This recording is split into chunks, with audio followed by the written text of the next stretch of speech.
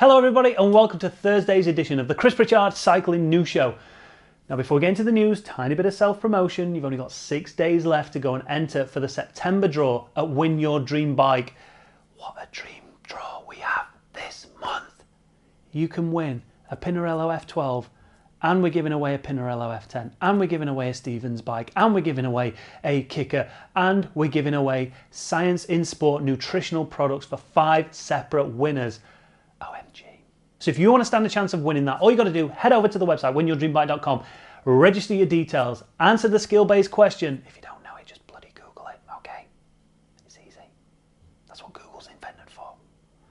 Then go and buy your tickets. And don't forget, we're doing ticket bundle discounts. So the more tickets you buy, the better the discount is going to be. And also, international entries are available. So if you're outside the UK, just follow the instructions over on the website and you'll be able to enter, no problem. Oh, and lastly, before we go, let me just explain the draw really quickly. So once the draw closes, all the entries go across to a third-party, independently adjudicated company. They do the first initial draw and they'll draw 5 names out of the hat. They'll send us those 5 names. Now, originally what we were going to do is just allocate the prizes as those names were drawn out of the hat from the third party. But to make it a bit more exciting, we thought we'd do a live draw here. So instead of them simply doing the draw and then handing us the names and us allocating the prizes, what we're going to do is take those 5 names, put them into our own hat, and then we're going to allocate the prizes to those 5 people out of our own live draw. All right, and that's it. Self-promotion over. Make sure you go and enter. Make sure you're in with the chance of winning a brand new Pinarello F12. Who doesn't want to be part of that for the cost of cake and coffee? Right, anyway, let's get on with the news. First up in the news, and it was less than 24 hours after the Tour de France finishing before the dreaded D word got mentioned. And unsurprisingly, over on Twitter, as this story started to develop and we were still unsure of the details, a lot of people were making assumptions that it was Tadej Pogacar that was embroiled in this doping allegation. However, it wasn't, and this happened prior to that final time trial over at the Arkea hotel. And the French police have opened a doping investigation after the Arkea hotel was searched during the Tour de France. L'Equipe reported that Nario Quintana was the target of this raid, which happened just after stage 17 in Mirabel, where the team's hotel was searched by the French gendarmerie. Now, according to Cycling News, a further update via AFP said 2 people had been taken into preliminary custody on Monday morning. Now, according to the La Parisienne, the 2 were a team doctor and soigneur, adding that 100 ml of saline and injection equipment were discovered during the searches. La Parisienne also reported that Nairo and Tadej Quintana were both questioned during this time. And unsurprisingly, as you'd expect, when someone's name is uttered with the word doping in the same sentence, the cloak of guilt is cast upon that rider, and everybody just presumes now that Nairo, well, not everybody, but the majority of people now presume that Nairo is, well, essentially they're saying there's no smoke without fire. However, apart from the saline drip and a few normal supplements, there was nothing illegal found. In fact, over on the website, it says here that intravenous infusion and or injections of more than a total of 100 ml per 12-hour period, except for those legitimately received in the course of hospital treatments, surgical procedures, or clinical diagnostic investigations. Now, I guess the next question you've got to then ask is, why was this saline solution in his room in the first place? If it's to aid recovery, you can't help thinking, well, there's enough time between the end of one stage and the start of the other to rehydrate yourself the normal old-fashioned way. Yes, I guess the saline solution is quicker. However, there's enough time so you don't have to do that.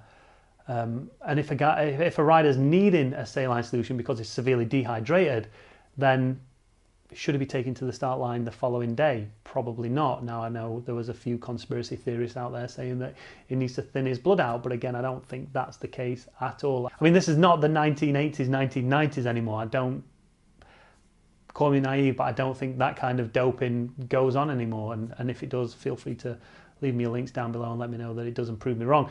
But you'd think a team in this day and age would steer clear of anything when it comes to the potential risk of it looking like it's something other than it is. Removing that ambiguity of why are the needles there? Why is this saline solution here? Just get rid of it. Because by the looks of it, there there was potentially no need for it, but we are still on the kind of the outskirts of finding out exactly what all this is about. Now, Nairo Quintana did issue a statement, and in that statement he said, "The French gendarmerie carried out an operation in a hotel where my team were staying on Wednesday, 16th September in Meribel, after the stage of the Tour de France had finished. On that day, the authorities entered my room and seized vitamins and supplements that were perfectly legal, although perhaps not familiar to French authorities. This is the main reason why it has taken time to clear everything up that happened. Now, to avoid any doubt, I want to confirm that no doping substances were ever found. I, without fear, will continue to be strong. I will defend the truth and I will continue on my way, even if the crowd at times takes another direction." Oh, bloody hell, me English has improved. I tell you, that's what happens when you hang around with Connor Swift too much. He back on. Now, in my opinion, innocent until proven guilty. And I guess you've got to look at his track record at this year's Tour de France, and you always think, well, if he is on something, it's bloody useless. It's not helped him in the slightest. I think this is more of a misunderstanding. Potentially, the authorities that went into the room didn't necessarily know what they were looking for. If you see a couple of needles or a cannula and a saline solution, you'd be forgiven for thinking, what's in there? Bit of testosterone or something? I don't know if all this is a conspiracy theory coming out of me right now. I don't know if any of this is to try and hide the fact of what we saw on Saturday. Again, I'm an eternal optimist. Innocent until proven guilty. However, the moment I dropped the day Tadej Pogacar did the impossible, right? The amount of comments I got from people saying he was juiced up or doping or had been during lockdown was a lot. And when you head over to Twitter, the conversation is pretty much the same. Now, an amazing Twitter account, Fausto Copy, tweeted out this yesterday.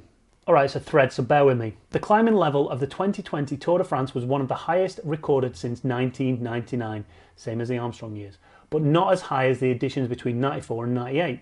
Uphill, Tadej Pogacar is the fastest winner of the Tour since Alberto Contador 2009. Since 1999, I would say that only 3 guys were faster than Pogacar on the Tour's climbs. Lance Armstrong, doper, Floyd Landis, doper, and Alberto Contador, doper.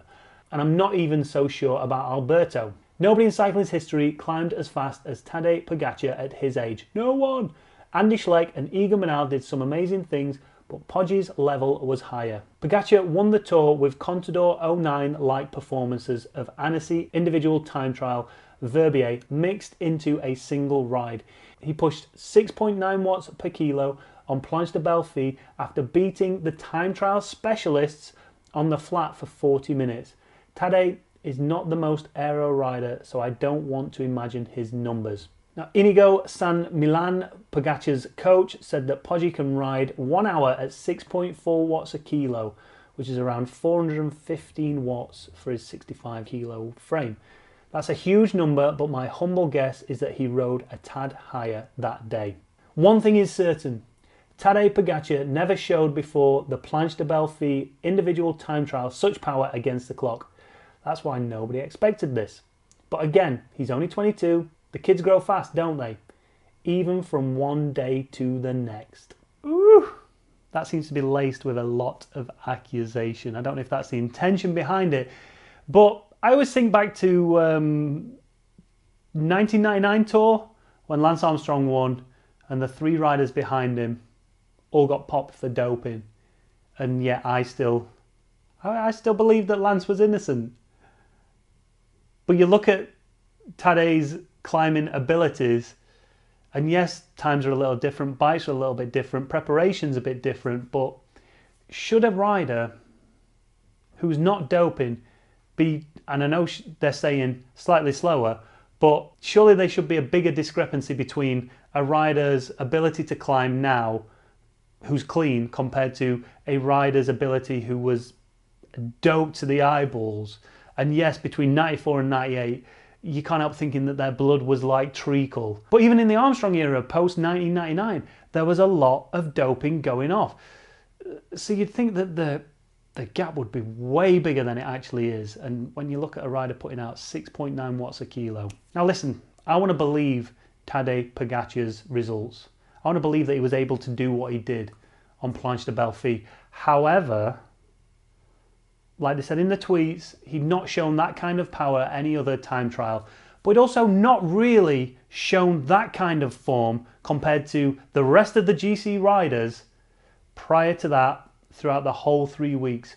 Yes, he attacked, yes, he put time in, but he attacked more than anybody else. You'd expect him, if anybody was going to die a little bit, you'd expect it to be him because of the amount of effort that he put in, trying to attack, trying to chase down Roglic, stage 17 at Col de la Loz. So, and then you compare his first 30 kilometers of that time trial with the out-and-out time trial specialists.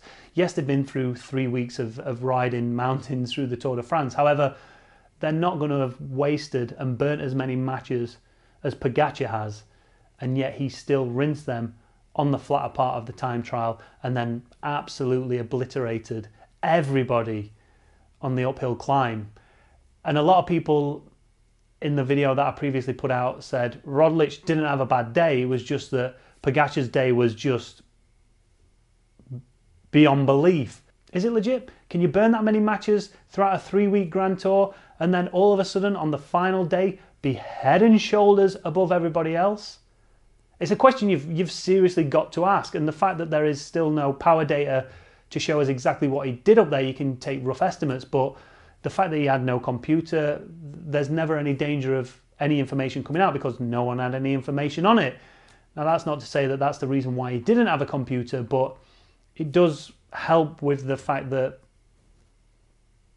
no idea how hard he went up there. You can guess and you can do a few predictions, but you will never know the actual power numbers. And if you knew them and you looked at them and you studied them and compared them to everybody else, what would you find?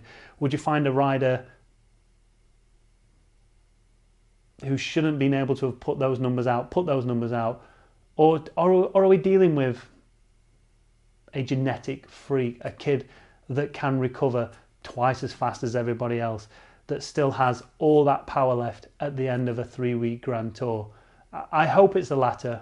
I hope it's the latter. Now let me pass this question over to you. What were your thoughts watching this? When I watched it, it was nothing more than an amazing performance, coming at the right time for Pogacar and the wrong time for Roglic, and that just created this crescendo of an amazing finish of this Tour de France. But when you step back and you start looking at a few of the facts, do you come at it with a bit of skepticism, or did you watch that thinking, am I watching Landis from 2006?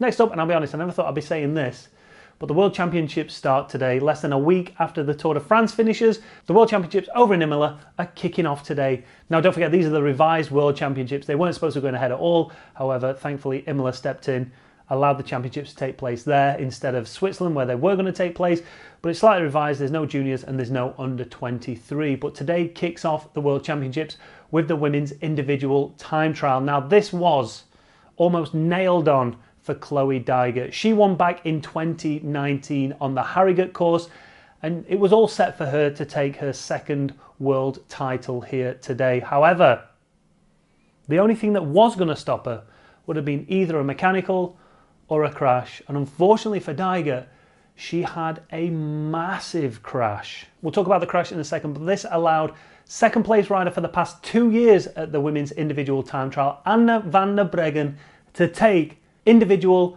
time trial world championship. She beat Swiss rider Marlene Reusser by 15 seconds.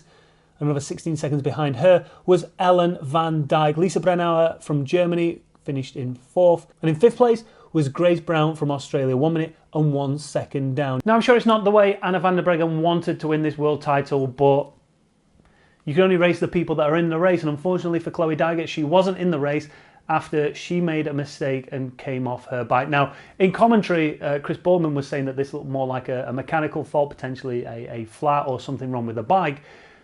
But when you analyse it, and look, well, from my point of view anyway, when I analyse it, it looks more like rider error than it does a fault with the bike. Now, obviously we can't show you the whole clip, and I don't really want to show you the actual impact. However, as Chloe Dygert comes into this turn here, you can see that it's a fairly narrow road and it's pretty tight going in. It's almost, if not a little bit further than a 90-degree turn.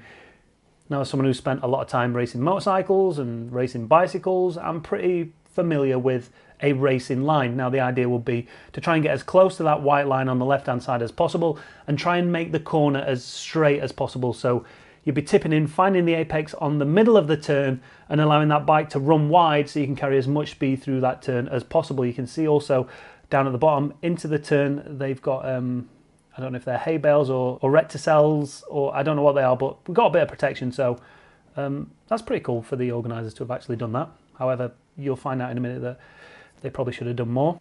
And here's where she tips in. Again, absolutely nothing wrong with that. It looks like a fairly late apex in this turn as it tightens up.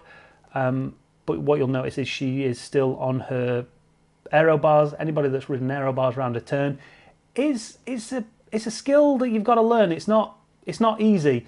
And obviously, the faster you go into a turn, the harder it becomes. Now, at this point here, you can see she's turned in, but she's not really committed to the turn. And it looks to me, as I say, I've spent quite a bit of time in my past racing motorcycles, and what you learn a lot about is front end grip and how much you can push a bike into a turn. Obviously, the harder and faster you go into a turn, on the side of that tyre, you're going to demand more of that tyre to grip.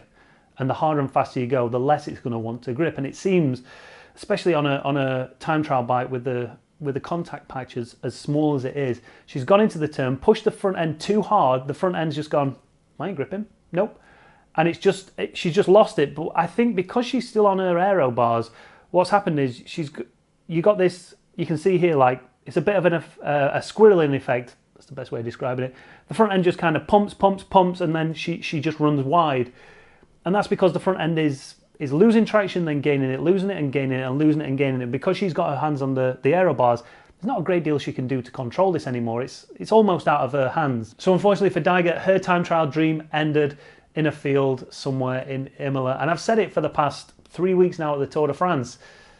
Well, we'll change it slightly because we'd say anything can happen in the Tour de France. But in cycling, anything can happen. A favourite can go into a race and literally all she's got to do is go through the motions, put in the effort, but go through the motions, just make sure everything's okay.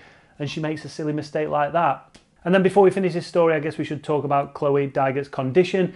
It appeared that from initial reports that she'd suffered no serious injuries, no head injuries. She was conscious, she was talking to the medics there. However, she has suffered what looks like a horrific laceration to her left leg as she went over that Armco barrier.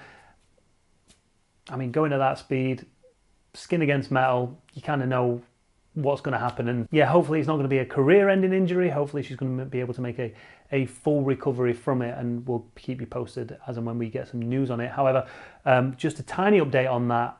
I've kind of rewatched it after Chad Hager tweeted out that she was actually on the front brake. Now, obviously here in the UK, the front brake is normally on the right-hand side, and clearly she has her arm on the aero bar. However, you can't really see, but from the positioning of her, potentially she might be on that front brake on the left-hand side. And if she is, still rider error. She's obviously gone into the corner too hot, like Chad Hager said. She's gone in too hot. She's just trying to apply that front brake. And obviously, again, putting weight on that front end by applying that front brake is only going to cause the front wheel to lose traction quicker than if you were not on the front brake. So on the front brake, loses traction, lets go of that front brake, receives traction again, so then tries to start slowing down again, loses the traction. A lot of people, and if you've ever ridden, I can understand why people think, oh, it's definitely a tyre that's blown out because of this wobbling effect, but that happens, that'll especially happen with the way her centre of gravity is when you're like this. When you're on your aero bars and you're on your front brake here, well here, you're going to get this almost like gyroscopic effect of it wobbling, because you've got one force wanting to force you out here. You're trying to go this way. The tyre's losing traction all the time. So you get this whoop, whoop, whoop, whoop, whoop. Now, question before we go. Let me know down below who's going to be taking home the World Individual Time Trial title tomorrow. Thanks for watching, everybody. Make sure if you've not done already, hit that like button, hit that subscribe button, hit that notification bell. Get back on it. If you've had that notification bell off because of the Tour de France, get back on it. Going to be bringing you news, going to be bringing you streams, going to be bringing you all sorts of videos in the coming months. It's getting like winter time, so we're just going to test out some different variations of videos. I don't know. But anyway, just do all that, and if you've disliked it for whatever reason, hit that dislike button and go and watch another video. Thanks for watching. See you tomorrow. Bye.